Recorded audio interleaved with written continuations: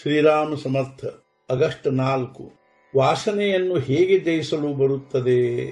ಎಷ್ಟೇ ವಿದ್ವಾನ್ ಪಂಡಿತನಾಗಿದ್ದರೂ ಅವನಿಗೆ ತನ್ನ ಸ್ವಂತದ ಅನುಭವದ ಹೊರತು ಜ್ಞಾನವು ಸಾರ್ಥಕವಾದಂತೆ ಆಗಲಿಲ್ಲ.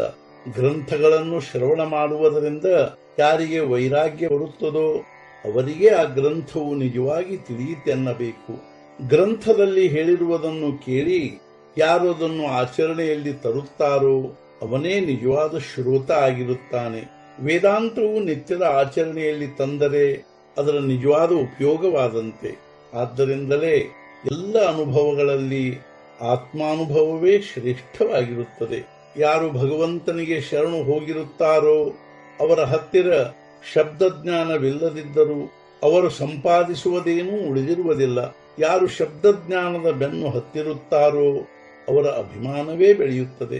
ಯಾರು ಶಬ್ದಜ್ಞಾನಿಗಳಾಗಿರುವುದಿಲ್ಲವೋ ಅವರಿಗೆ ಅಭಿಮಾನ ಇರುವುದಿಲ್ಲವೆಂದೇನೂ ಇಲ್ಲ. ಅಜ್ಞಾನಿ ಮನುಷ್ಯನಿಗೂ ಅಭಿಮಾನ ಇರುತ್ತದೆ, ಆದರೆ ಅದನ್ನು ದೂರ ಮಾಡುವುದು ಸುಲಭವಿರುತ್ತದೆ. ಸದ್ಗುರುಗಳಿಗೆ ಶರಣು ಹೋಗುವಂದರೆ ಅಜ್ಞಾನಿ ಮನುಷ್ಯನು ಸುಮ್ಮನೆ ಶರಣು ಹೋಗುತ್ತಾನೆ, ಅವನಿಗೆ ಸಂಶಯ ಬರುವುದಿಲ್ಲ.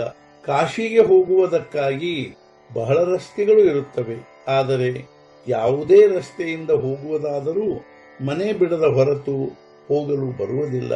ಅದರಂತೆ ಯಾವುದೇ ಸಾಧನೆಯಲ್ಲಿ ವಾಸನೆಯನ್ನಿಟ್ಟುಕೊಂಡರೂ ಅಥವಾ ಅದನ್ನು ಭಗವಂತನಿಂದ ಪ್ರತ್ಯೇಕವಿಟ್ಟರೂ ಸಾಧನೆಯಾಗುವುದಿಲ್ಲ. ಅದನ್ನು ಭಗವಂತನದನ್ನಾಗಿ ಮಾಡಲು, ಅದನ್ನು ನಾಶಗೊಳಿಸಲು ಭಗವಂತನ ಸ್ಮರಣೆ ಬೇಕು. ಭಗವಂತನವರಾಗುವುದೇ ನನ್ನ ಈ ಜೀವನದಲ್ಲಿಯ ಮುಖ್ಯ ಕಾರ್ಯವೆಂದು ತಿಳಿಯಬೇಕು. ನಾನು ಭಗವಂತನವನು ಹೇಗೆ ಆಗುತ್ತೇನೆಂಬುದನ್ನು ಹಗಲಿರುಳು ವಿಚಾರ ಮಾಡಬೇಕು. ನಾನು ಬೇರೆ ಯಾರವನೂ ಅಲ್ಲವೆಂದು ನಿಶ್ಚಿತವಾಯಿತೆಂದರೆ ಭಗವಂತನವನಾಗಲು ಬರುತ್ತದೆ. ನಮ್ಮ ಮನಸ್ಸು ವಾಸನೆಯ ಅಧೀನವಾಗಿ ಕ್ಷಣಿಕ ಸುಖದ ಬೆನ್ನು ಹತ್ತಿ ಪೆಟ್ಟು ತಿಂದು ತಿರುಗಿ ಬರುತ್ತದೆ. ವಾಸನೆಯನ್ನು ಗೆಲ್ಲುವುದು ಜನರು ತಿಳಿದುಕೊಂಡಷ್ಟು ಕಠಿಣವಲ್ಲ. ನಮ್ಮ ವಾಸನೆ ಎಲ್ಲಿ ತೊಡಗಿರುತ್ತದೆ ಎಂಬುದನ್ನು ನೋಡಬೇಕು. ನಮ್ಮ ಶರೀರದಲ್ಲಿಯ ರಕ್ತ ತೆಗೆದು ಅದನ್ನೇ ಪರೀಕ್ಷಿಸಿ ನಮಗೆ ಯಾವ ರೋಗವಾಗಿದೆ ಎಂಬುದನ್ನು ಡಾಕ್ಟರು ನಿರ್ಧರಿಸುತ್ತಾರೆ. ಅದರಂತೆ ನಮ್ಮ ಚಿತ್ತವು ಎಲ್ಲಿ ತೊಡಗಿರುತ್ತದೆ ಎಂಬುದನ್ನು ನಾವು ನೋಡಬೇಕು. ಅದೇ ನಮ್ಮ ರೋಗವಾಗಿರುತ್ತದೆ.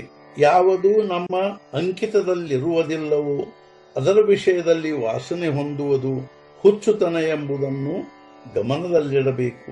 ಆದ್ದರಿಂದಲೇ ವಿಚಾರ ಹಾಗೂ ನಾಮಸ್ಮರಣೆ ಇವುಗಳಿಂದ ವಾಸನೆಯನ್ನು ನಿಶ್ಚಿತವಾಗಿಯೂ ಗೆಲ್ಲಲು ಬರುತ್ತದೆ.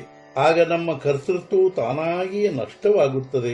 ಹಿಮಾಲಯದ ಮೇಲೆ ಆಕಾಶದಿಂದ ಮಂಜು ಬೀಳುವಾಗ ಅದು ಅತ್ಯಂತ ಉದುರುದುರಾಗಿರುತ್ತದೆ, ಆದರೆ ಸ್ವಲ್ಪ ಸಮಯದ ಮೇಲೆ ಅದು ಕಲ್ಲಿಗಿಂತಲೂ ಗಟ್ಟಿಯಾಗುತ್ತದೆ.